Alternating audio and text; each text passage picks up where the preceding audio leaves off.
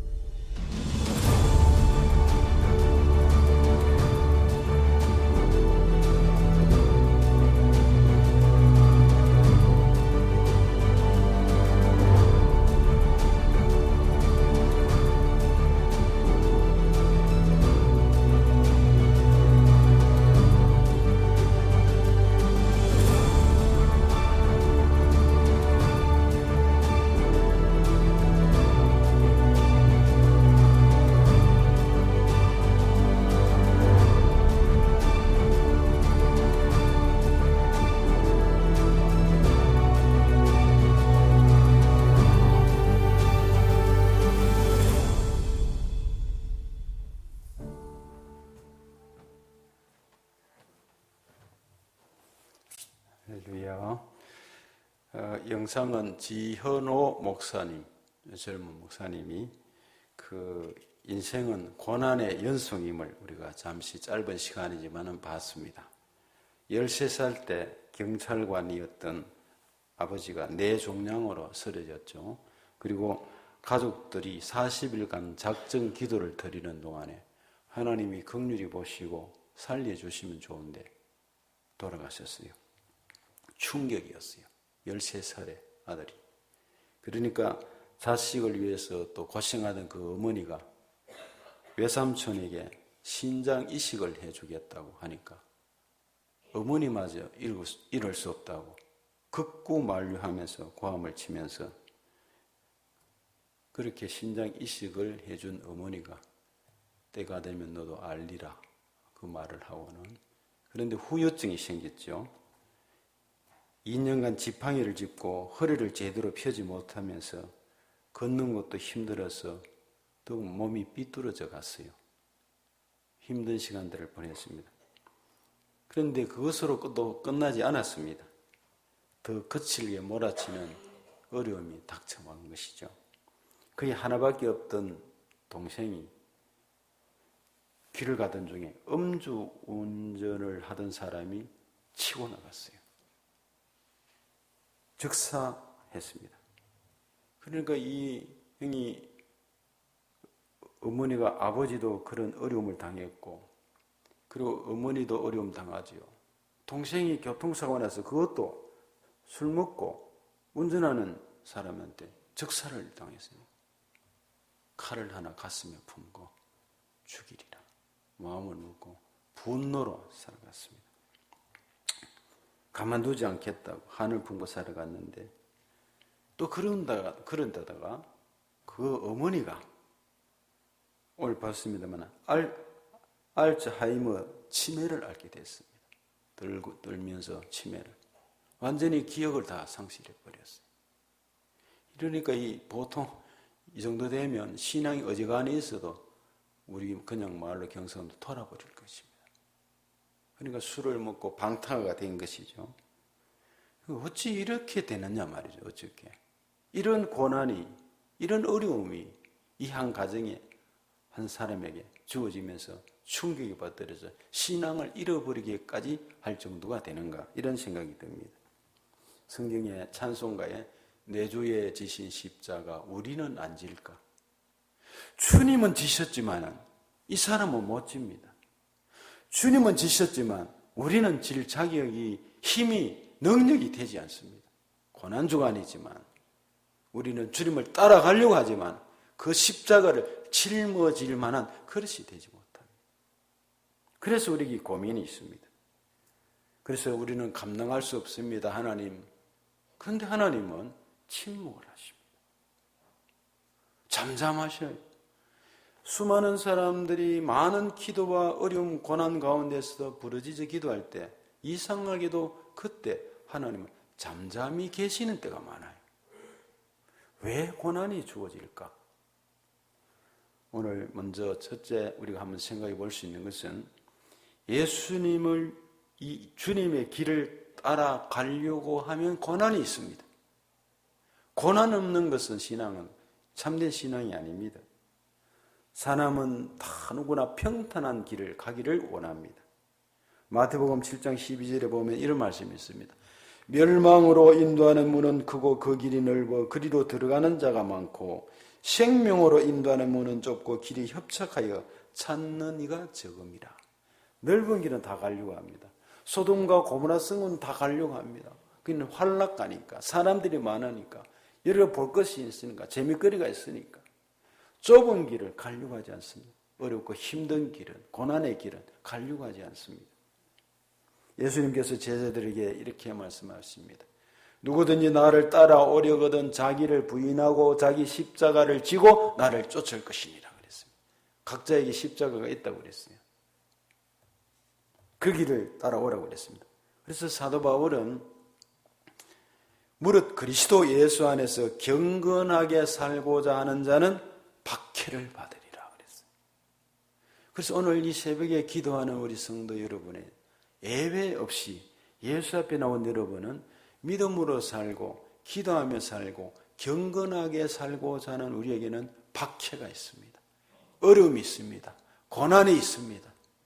생각지 못한 환난도 따라올 수가 있습니다. 그러나 이런 것들은 능히 예수 안에서 신앙 안에서 이긴 싸움입니다. 이깁니다. 우리의 신앙의 싸움은 혈과 육에 대한 싸움이 아니고 이긴 싸움입니다. 예수님이 부활하셨기 때문에. 두 번째, 이 고난이 주어지는 것은 왜 고난이 주어질까? 믿음을 지키게 하기 위해서, 훈련하시기 위해서 이 고난이 주어집니다. 그리스도인은 구원을 받았어요. 이 구원은 우리의 노력으로 여러분이 구원받은 게 절대 아닙니다. 아마 어제 목사님께서 에베소서 이사무 목사님 에베소서 2장을 설교하신 것으로 주보에 제가 만들었고 갔는데 1장과 2장이 그 은혜입니다. 1장에 창세전에 그리스도 안에서 너희를 택하소서, 성부의 택정의 은혜와 성자의 구속의 은혜와 성령이 너는 내 것이다 인치신 은혜와, 그래서 2장에 가면 그 허물을 다 용서해 주시고 구원해 주신 놀라운 감격을 선포하고 있습니다. 우리가 예수 믿게 된 것은 전폭적인 하나님의 은혜입니다. 그리고 믿음으로 구원을 받았어요. 우리의 노력이나 이런 것들로 되지 않았던 것입니다. 그리고 이 엄청난 은혜를 여러분이 입고 있습니다. 이런 은혜는 우리가 자격이 있어 받은 것이 아닙니다. 감당할 만한 능력이 있어서 주어진 것도 아닙니다. 그래서 사도 바울은 이렇게 고백합니다. 우리가 이 보배를 질그릇에 가졌으니 이는 심히 큰 능력이 하나님께 있고 우리에게 있지 아니함을 알게 하려 함이라.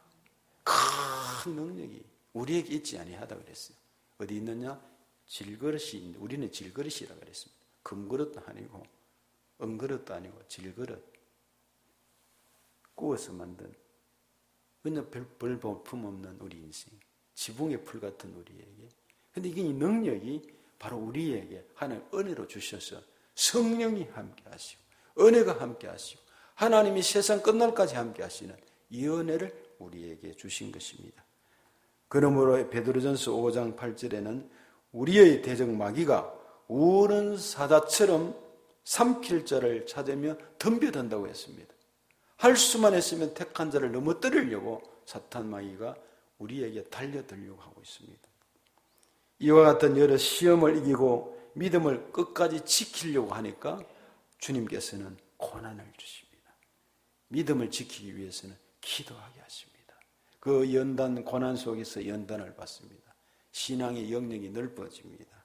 그러면서 잘 끝까지 대처하면, 감당하면, 참고 견디고 기도와 말씀에 깨어있으면 이기게 됩니다. 세 번째는 이 고난이 주어지는 것은 복이 있기 때문입니다. 하나님 복 주시려고 하는 것입니다. 마태복음 5장 11절 12절에 보면 나로 말미암아 너희를 욕하고 박해하고 거짓으로 너희를 거슬러 모든 악한 말을 할 때에는 너희에게 복이 있나니 기뻐하고 즐거워하라. 하늘에서 너희 상이 크미니라. 박해하고 어려움이 있을 때 결국 여기에 있는 목사님, 이 지현호 목사님 청년도 목사가 되었잖아요. 그 모든 과정 가운데 어머니의 기도가 땅에 떨어지지 않고 상달이 되었어요. 목사가 되었습니다. 그런 과정 가운데서도 그 아내도 쓰러지고 힘들고 할 때에도 아내와 어머니도 치매가 오고 이런 가운데 뒷바라지하고 복음을 전하는, 그리고 신학을 해서 목사가 되고 하나님 나라를 일하게 됐습니다. 이 고난이 주어지는 것은 바로 상이 있습니다. 큰 상이 우리 앞에 놓여 있습니다. 그래서 우리는 이 싸움을 이겨야 합니다. 믿음으로 나가야 될 줄 믿습니다. 예수님으로 말미암은 속죄의 은혜에 감사하고 또 주 예수로부터 받은 사명의 막중함을 알아가지고 거기에 보답하는 삶을 사는 사람은 고난을 즐거움으로, 아픔을 기쁨으로, 연약함을 강함으로 바꿀 수가 있습니다. 내가 이제 너희를 위하여 받는 괴로움을 기뻐한다고 바울은 말합니다. 그렇기 때문에 그리스도의 남은 고난, 오늘 여기 1장 24절에 있습니다. 나는 이제 너희를 위하여 받는 괴로움을, 그리스도의 남은 고난을 그의 몸된 교회를 위하여 내 육체의 체온으로. 바울이 고난이 많았어요. 육체에 가시가 있었습니다.